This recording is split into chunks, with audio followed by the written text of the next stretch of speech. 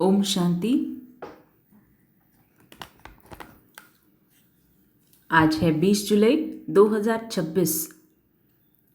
प्रातः मुरली मधुबन से। बाप दादा कहे,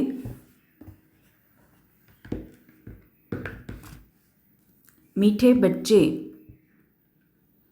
बेगर से प्रिंस बनने का आधार पवित्रता है। पवित्र बनने से ही पवित्र दुनिया की राजाई मिलती है। संपूर्ण पवित्र बनना अर्थात सभी हिसाब किताब को योग बल और ज्ञान के बल से चुकतू कर विकारों को भस्म करके संपूर्ण पवित्र।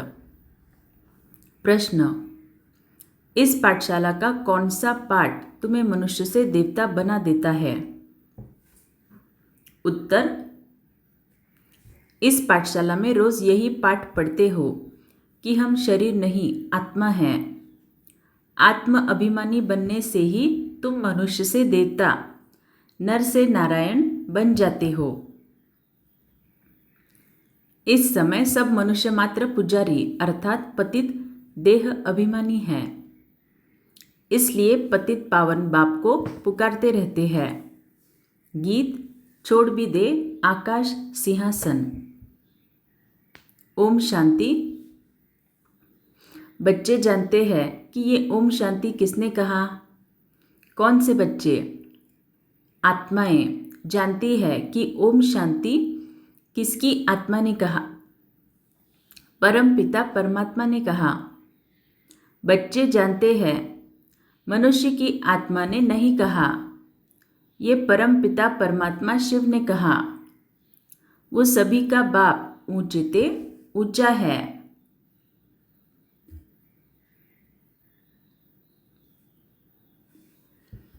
अब गीत में सुना, भारत पर बहुत माया का परछाया पड़ा हुआ है। बहुत पतित बन गए हैं, इसलिए पुकारते हैं कि है पतित पावन फिर से आओ, पावन बनाओ। आत्मा ही बुलाती है अपने बाप को, जिसको भगवान कहते हैं वही पतित पावन है। एक की ही महिमा होती है। वो है सभी आत्माओं का बेहद का बाप। यहाँ सब पतित बन गए हैं, तब पुकारते हैं है परम पिता परमात्मा। वही ज्ञान का सागर भी है, पतित पावन भी है। वो पिता भी है तो शिक्षक भी है, क्योंकि ज्ञान सागर भी है, वर्ल्ड अथॉरिटी भी है। तो बाबा की महिमा लिखनी ही लिखनी है। सभी वेदों शास्त्रों ग्रंथों को जानने वाला भी है। उनको कहते ही है नॉलेजफुल। तो इस समय सब पारलौकिक बाप को पुकारते हैं, क्योंकि सभी दुखी हैं। कहते हैं गॉड फादर। उनका नाम भी चाहिए ना। उनका नाम गाया हुआ है शिव बाबा। वही ऊंचते ऊंच ज्ञान का सागर, सुख का सागर, शांति का सागर है।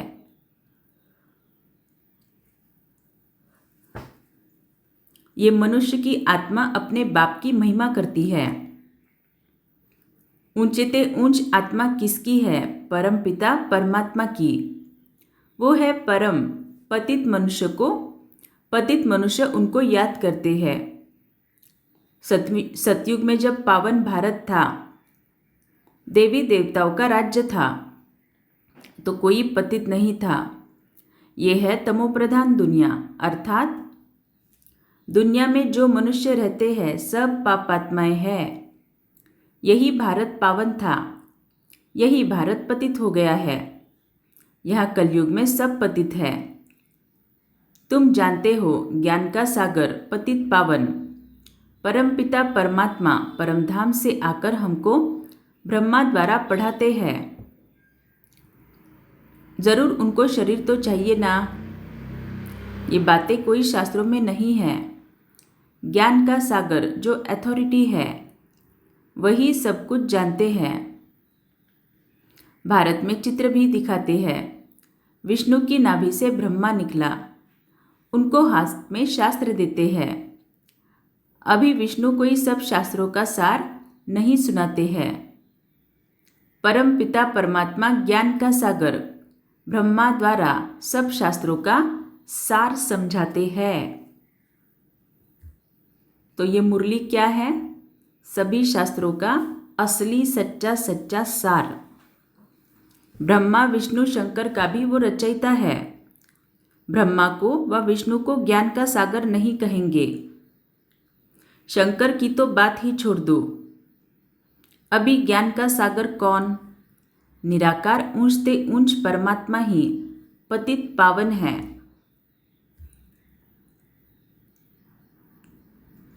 पतित पावन अर्थात जो हमें पापों से मुक्त करता है।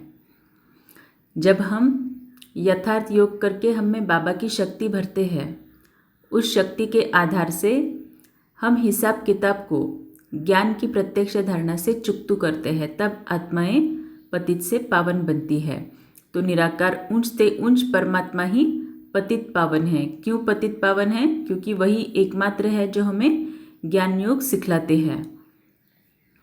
ये महिमा है उस परमपिता परमात्मा की। यहाँ भी आत्मा की ही महिमा होती है। आत्मा ही शरीर द्वारा कहती है, मैं प्रेसिडेंट हूँ, मैं बैरिस्टर हूँ, मैं फलाना मिनिस्टर हूँ। आत्मा ही मर्तबा लेती है। शरीर द्वारा आत्मा कहती है, मैं एक शरीर छोड़ दूसरा लेता हूँ। इस समय जब बाप आते हैं, कहते हैं, बच्चे आत्म अभिमानी बनो, मैं तुम्हारा बाप आया हूँ तुमको यही पाठ पढ़ाने। तो आत्म अभिमानी बनना अर्थात हमारे सातों गुण इमर्ज रूप में रहना। ये पाठशाला है मनुष्य से देवता, नर से नारायण, नारी से लक्ष्मी बनने की। बाप को सभी आत्माएं बुलाती है कि है परम पिता परमात्मा, अब निराकारी दुनिया से साकारी दुनिया में आओ, रूप बदलो। तुम निराकारी आत्माएं तो जब शरीर में आती हो तो गर्भ में आती हो, पुनर्जन्म लेती हो। बाप समझाते हैं, तुमने 84 जन्म गर्भ से लिए हैं। एक शरीर छोड़ फिर गर्भ में जाते हो, ऐसे 84 जन्म लेते हो। मैं तो गर्भ में नहीं आता हूँ। भारतवासी असल में देवी देवता धर्म के थे, फिर सीढ़ी नीचे उतरते आए हैं। क्षत्रिय वर्ण में, फिर वैश्य शूद्र वर्ण में कलाएं कम होती जाती है। भारत 16 कला संपूर्ण था, फिर 14 कला बना। भारतवासी अपने जन्मों को नहीं जानते। 84 जन्म भारतवासी ही लेते हैं और कोई धर्म वाले 84 जन्म नहीं लेते। तुम स्वदर्शन चक्रधारी बने हो, ये ज्ञान की बात है। स्वदर्शन चक्रधारी बनने से तुम चक्रवर्ती महाराजा बनते हो स्वर्ग का। तो यहाँ पे बाबा स्वदर्शन चक्रधारी बता रहे हैं। स्वदर्शन चक्रधारी माना जो बार बार खुद का दर्शन करता है, माना जो बार बार स्वयं की चेकिंग करता है। तो स्वदर्शन चक्रधारी बनने से माना हम अगर बार बार खुद पे अटेंशन देते हैं, स्व की चेकिंग करते हैं, तो तुम चक्रवर्ती राजा बनते हो स्वर्ग का। तुम अच्छी रीति जानते हो, हम यहाँ आए हैं पतित से पावन बनने। ये है ही पतित दुनिया। पतित पावन सर्व का सद्गति दाता तो एक ही बाप है। तो हर रोज, ऑलमोस्ट हर रोज ये मुरली में आता है, पतित पावन सर्व का सद्गति दाता एक ही बाप है। क्यों ये पॉइंट हर रोज रिपीट होती है? इस पे एक बार मंथन किया मैंने कि क्यों यही पॉइंट आप देखना साकार मुरली में हर रोज रिपीट होती है।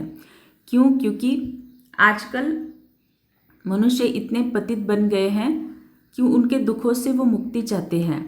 जेन्युइनली सबको दुखों से मुक्त होना है, लेकिन उन्हें नहीं पता कि कैसे मुक्त होना है। इसीलिए क्या करते हैं, आजकल जो मनुष्य खुद को भगवान बनाए बैठे हैं, उनके मठ पंथ में आदि जाते हैं, वहाँ पे जाके उनको पूजते हैं, उनको पैसे देते हैं वगैरह वगैरह जो भी, लेकिन वहाँ पे जाने के बाद भी उनको वो प्राप्ति नहीं होती।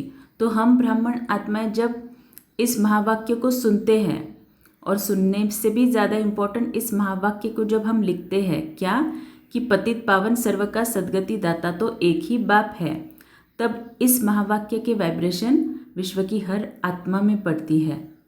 इस महावाक्य का बीज विश्व की हर आत्मा में डलता जाता है। फिर अंत समय जब बाबा की प्रत्यक्षता होगी तब इस महावाक्य के कारण, वैसे तो और भी कई कारण हैं लेकिन ये उनमें से एक कारण, इस महावाक्य के कारण उनको वो रियलाइजेशन होगा कि हाँ, सर्व का सद्गति दाता एक शिव बाबा ही है। इसीलिए इस महावाक्य को हर रोज़ सुनना तो सुनना है, लेकिन लिखना भी ज़रूर ज़रूर ज़रूर है। सब उनको ही पुकारते हैं, बाप को याद करते हैं, श्री कृष्ण को नहीं। श्री कृष्ण ने गीता नहीं सुनाई। गीता है सर्वशास्त्रमयी शिरोमणि।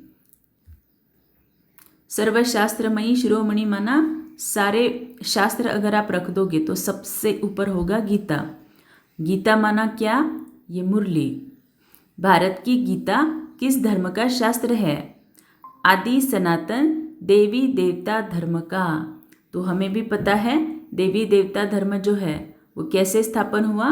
संगम पे स्थापन हुआ। जिन्होंने भी इस मुरली को पढ़ा, धारण किया, वो देवी देवता धर्म के बन गए। तो गीता किस धर्म का शास्त्र है? माना ये जो मुरली है ये सभी धर्मों का शास्त्र या फिर आदि सनातन देवी देवता धर्म का शास्त्र है। सभी धर्मों के जो शास्त्र है, अलग अलग शास्त्र, उन सब के ऊपर या फिर उन सब का जो इसेंस है, उन सब का जो बीज है, कहीं ना कहीं मुरली से ही पड़ा हुआ है। गीता किसने गाई? राजयोग किसने सिखाया? परमपिता परमात्मा पतित पावन बाप ने।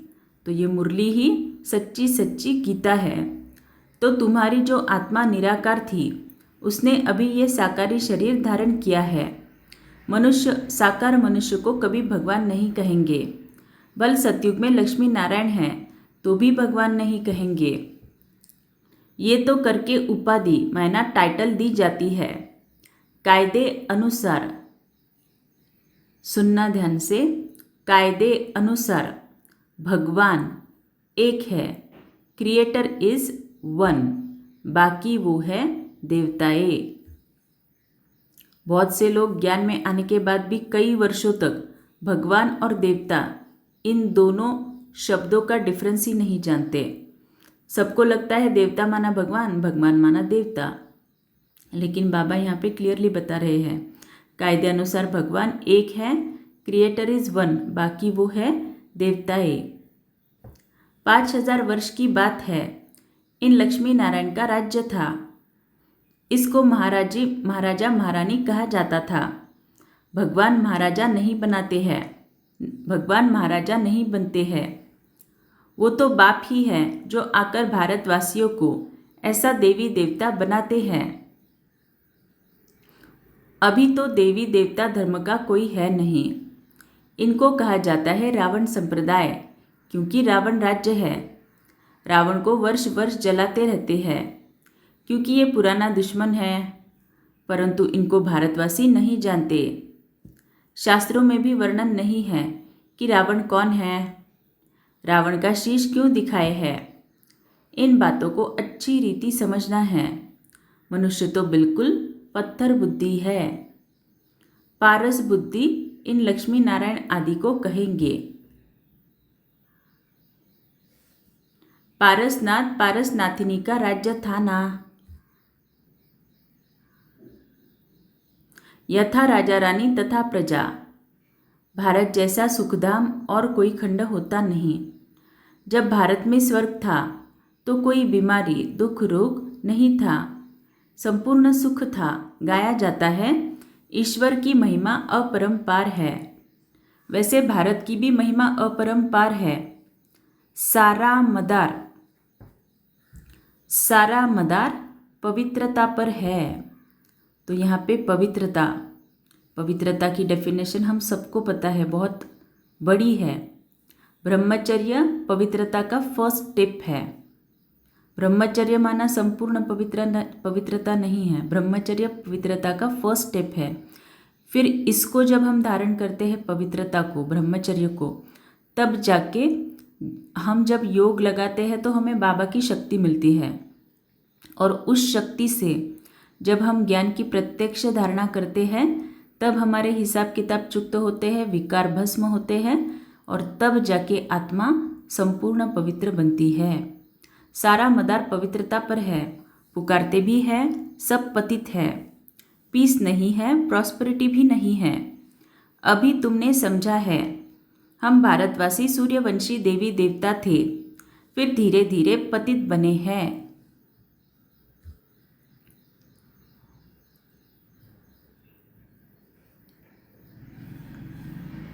इनको कहा जाता है मृत्यु लोक। इसको आग लगनी है। यह है शिव ज्ञान यज्ञ, रुद्र ज्ञान यज्ञ भी कहते हैं। मनुष्य नाम तो बहुत रख देते हैं। जहाँ भी शिव की मूर्ति देखते हैं तो अनेक भिन्न भिन्न नाम रख देते हैं। एक के ही अनेक नाम से मंदिर बनाते हैं। तो बाप बैठ समझाते हैं, ज्ञान भक्ति वैराग्य। अभी भक्ति पूरी होती है। तुमको भक्ति से वैराग्य आता है, अर्थात इस पुरानी दुनिया से वैराग्य है। ये पुरानी दुनिया विनाश होनी है। बच्चे पूछते हैं, बाबा हम पतित से पावन कैसे बने? कई नए आते हैं तो अलाउ नहीं किया जाता है। जैसे कॉलेज में कोई नया जाकर बैठे तो कुछ भी समझ न सके, और किसको पता ही नहीं है मनुष्य से देवता कैसे बन रहे हैं। मनुष्य जो पतित है वही पावन बनते हैं। इस समय भारत भी बेगर है। सतयुग में भारत प्रिंस था। श्री कृष्ण सतयुग का पहला नंबर प्रिंस था। उसमें सब गुण हैं। राज्य लक्ष्मी नारायण का कहेंगे। श्री कृष्ण तो प्रिंस था, राधे प्रिंसेस थी। श्री कृष्ण प्रिंस की ही महिमा गाई जाती है। सर्वगुण संपन्न, 16 कला संपूर्ण। उसने कोई गीता नहीं सुनाई। वो तो सतयुग का प्रिंस था। वो पतित मनुष्यों को पावन बनाने के लिए गीता पाठ सुनाए, ये हो नहीं सकता। ये सब शास्त्र है भक्ति मार्ग के। कितनी शास्त्रों की महिमा है। सतयुग में कोई शास्त्र, चित्र आदि भक्ति मार्ग के होते ही नहीं।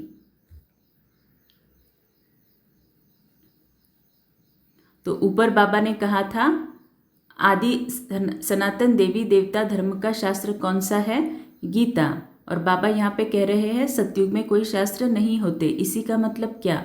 जो देवी देवता बनते हैं उन आत्माओं ने जरूर संगम पर ही सच्चे गीता का ज्ञान लिया और उस ज्ञान को धारण करके देवी देवता बने। वहाँ तो ज्ञान की प्रालब्ध होती है 21 जन्मों के लिए। फिर सतयुग का राज्यभाग्य ले रहे हैं। भारतवासी सतयुग में 5000 वर्ष पहले विश्व के मालिक थे, और कोई भी पार्टीशन आदि नहीं था। 5000 वर्ष की बात है। अभी कलयुग का अंत है ना। विनाश सामने खड़ा है। ये कौन कह रहा है? भगवान कह रहा है। और हम इसके आसार भी देख रहे हैं कि विनाश सामने सच में खड़ा है, क्योंकि सभी के हिसाब किताब अति में जा रहे हैं, और ये और ज़्यादा अति में जाने वाले हैं। ऐसा नहीं समझना कि सब कुछ ठीक है, ठीक तो हो जाएगा, लेकिन वैसे नहीं कि जैसे आप चाहते हैं, क्योंकि हिसाब किताब कड़े से कड़े है। तो जो भी सामने वाले के साथ और आपके साथ, दोनों के साथ न्यायपूर्ण होगा, वही रिजल्ट में आएगा। ज़रूरी नहीं कि आपको जो चाहिए वही होगा। क्यों? क्योंकि कलयुग का अभी अंत है। विनाश सामने खड़ा है। भगवान ने ये ज्ञान यज्ञ रचा है पतित कलयुग को पावन सतयुग बनाने, तो जरूर पतित दुनिया का विनाश होगा। गाया भी हुआ है, ब्रह्मा द्वारा आदि सनातन देवी देवता धर्म की स्थापना। सो अब शिव बाबा ब्रह्मा द्वारा करा रहे हैं। तुम अभी मनुष्य से देवता बन रहे हो। गाते भी है, परम पिता परमात्मा ब्रह्मा द्वारा स्थापना कराते हैं। वो तो हुआ प्रजापिता, उनकी सब औलाद है। बरोबर ब्रह्मा द्वारा ही स्वर्ग की स्थापना हुई थी। आज से 5000 वर्ष पहले भी मैं संगम पर आया था तुमको ये राजयोग सिखलाने। श्री कृष्ण नहीं, मैं आया था। श्री कृष्ण पतित दुनिया में आ नहीं सकता। तो जो बोलते हैं कि श्री कृष्ण का जन्म हुआ है, इधर हुआ है, उधर हुआ है, उनको बाबा ने क्लियरली आंसर दे दिया है। श्री कृष्ण पतित दुनिया में आ नहीं सकता। और अब ये दुनिया कैसी बनी है, पतित से भी और ज़्यादा पतित। बाप ही आते हैं, वही सर्व का सद्गति दाता है। मनुष्य मनुष्य को सद्गति दे नहीं सकते। इस महावाक्य को लिखना ज़रूर, क्योंकि जो भक्तात्माएं हमारे इस मनुष्य के पास उस मनुष्य के पास जाते हैं, उनको लगता है ये भगवान हैं, हमें सद्गति दिलाएंगे, तो उनमें इस महावाक्य का बीज हमें आज डालना ही है। कैसे? डायरी में उसको लिख के, जब लिखेंगे तो उसके वाइब्रेशन आत्मा में पहुंच जाएंगे। मनुष्य मनुष्य को सद्गति दे नहीं सकते। याद भी सभी एक को ही करते हैं। परमपिता परमात्मा कहाँ रहते हैं? तुम बच्चे जानते हो, परम धाम में रहते हैं। वो है ब्रह्म महत्तत्व। परम धाम को देखते देखते सुनना इस मुरली के महावाक्य को। तुम बच्चे जानते हो, परम धाम में रहते हैं। वो है ब्रह्म महत्तत्व। फील करना, देखना इसे। वहाँ आत्माएं पवित्र जैसे महात्माएं हैं। यहाँ भी महान आत्मा पतित आत्मा कहते हैं ना। वास्तव में यहाँ महान आत्मा एक भी नहीं है। आत्मा को ही पावन सतोप्रधान बनना है, ज्ञान और योग से, न कि पानी से। तो सतोप्रधान कैसे बनते हैं? बाबा ने उसकी पूरी क्लियर समझानी दी है। सतोप्रधान बनना है तो ज्ञान और योग से ही हम बन सकते हैं। आत्मा ही पतित बनी है, आत्मा में ही खाद पड़ती है।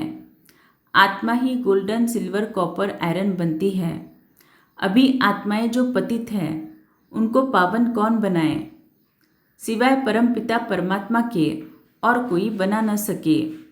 बाप ही बैठ समझाते हैं, मामेकम याद करो तो तुम्हारे पाप भस्म हो जाएंगे। जितना याद करेंगे उतना पतित से पावन बनते जाएंगे। मेहनत इसमें है। तो दिन भर में बार बार रुक रुक के बाबा को याद करना। बाबा बोल रहे इसमें मेहनत है, जितना याद करेंगे उतना पतित से पावन। ज्ञान तो सारा बुद्धि में है। ये चक्र कैसे फिरता है, हम 84 जन्म कैसे लेते हैं, सतयुग में कितना समय राज्य चलता है, फिर रावण कैसे आता है, रावण है कौन, ये भी किसको पता नहीं है। कब से रावण को जलाते आते हैं, ये भी किसको पता नहीं। हर वर्ष जलाते हैं, सतयुग में तो नहीं जलाएंगे।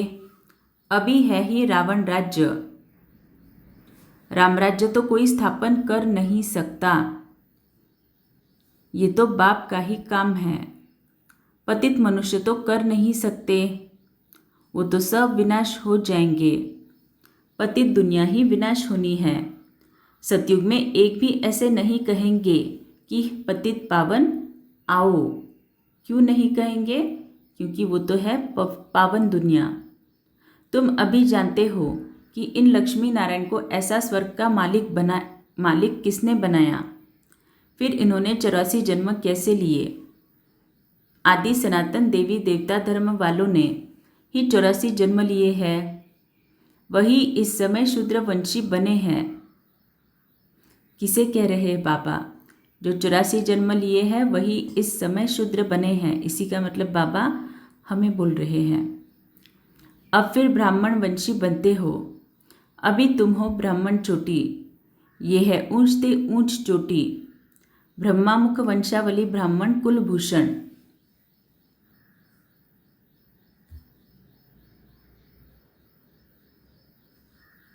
अभी तुम शिव बाबा के बच्चे भी हो, पुत्रे पुत्रियां भी हो। शिव वंशी फिर ब्रह्मा कुमार कुमारियां हो। वर्षा मिलता है दादे से। बाप कहते हैं मुझे निरंतर याद करो, पावन बनो तो तुम मेरे पास मुक्ति धाम में आ जाएंगे। इन बातों को समझेंगे वही जिन्होंने कल पहले समझाया था। तो मैं कितना भी आपको पीछे पड़ूँ कि ट्रैफिक कंट्रोल करो, ये करो, वो करो, जिसका जैसे पुरुषार्थ का पाठ होगा वो वैसे ही पुरुषार्थ करेगा। आप किसी को कितना भी बोलो, इसीलिए मैंने ग्रुप में भी बताना छोड़ दिया कि पुरुषार्थ करो, ट्रैफिक कंट्रोल करो, ये करो, वो करो। नहीं, अंदर से आपको वो महसूसता आनी चाहिए। तो इन बातों को समझेंगे वही जिन्होंने कल पहले समझा है। वो तो 1000 है। कोई पूछते हैं कितने बीके हैं, बोलो हजारों की अंदाज में है। इस दैवी झाड़ की वृद्धि होती जाती है। अब फिर से सैंपलिंग लग रहा है आदि सनातन देवी देवता धर्म का, क्योंकि देवता धर्म है नहीं।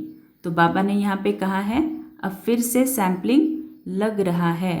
सैंपलिंग लगना माना, समझो कोई पेड़ है, हर कोई पेड़ बीज से नहीं आता। उसका बीज ज़रूर होता है, लेकिन उस बीज से पेड़ की निर्मित नहीं होती। तो क्या करते हैं, उस पेड़ का कोई भाग, कोई पत्ता होगा, कोई डंडा होगा, उसे थोड़ा सा कट करके नई जगह पे उसको रखते हैं ताकि नया पेड़ आए। तो उसको बोलते हैं सैंपलिंग। तो बाबा भी यहाँ पे क्या कर रहे हैं, सैंपलिंग लगा रहे हैं। माना हम आत्माएं अभी कलयुग के अंत में इस 5000 वर्ष के कल्पवृक्ष में हैं। तो इस कल्पवृक्ष से थोड़ा सा सैंपलिंग लेते हैं, कट करते हैं। माना हमें लेके बाबा नई दुनिया की पूरे 5000 वर्ष की, अगले 5000 वर्ष के लिए बाबा सैंपलिंग लगाते हैं। तो इसको अगर समझना है तो आप कल्पवृक्ष का चित्र आप देखना। सबसे नीचे जहाँ पे ब्राह्मण आत्माएं बैठे हैं तपस्या में, उनके भी नीचे अगर आप देखेंगे तो पुराने कल्पवृक्ष के ऊपर वाले थोड़े थोड़े थोड़े थोड़े पत्ते आपको दिख जाएंगे। उस चित्र को आज देखना जरूर। सब अपने को हिंदू कहलाते रहते हैं और धर्मों में कन्वर्ट हो गए हैं। फिर सब निकल आएंगे, आकर बाप से वर्षा लेंगे। तुम आए हो बेहद के बाप से बेहद के सुख का वर्षा पाने, अर्थात मनुष्य से देवता बनने। अच्छा,